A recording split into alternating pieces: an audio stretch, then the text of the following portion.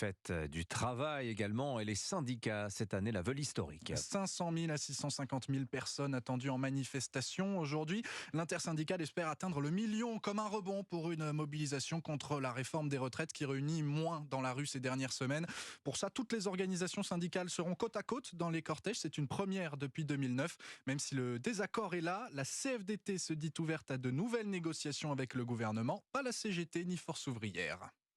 Et au milieu de la grogne sociale, les politiques dont certains jouent gros. Aujourd'hui, la NUPES, notamment Alexis de la Fontaine, car au sein de l'Alliance de gauche, on se dit qu'un élan populaire, tout à l'heure, serait synonyme d'un nouvel élan politique. Oui, l'image d'une gauche forte, unie en première ligne contre la réforme des retraites, c'est une aubaine presque inespérée pour les élus de la NUP, plus déchirés que jamais.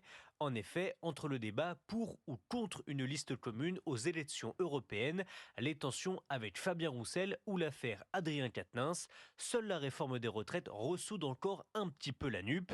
Pas question donc de manquer l'opportunité d'aujourd'hui. En interne, le message est clair, on ne parle plus que des retraites, confie un député écologiste.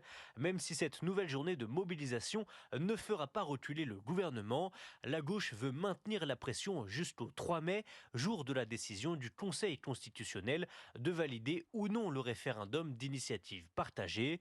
Une sorte de barreau d'honneur de la NUP qui devra, en cas de refus, se trouver un nouveau combat commun pour éviter l'implosion. Alexis de la Fontaine pour Europe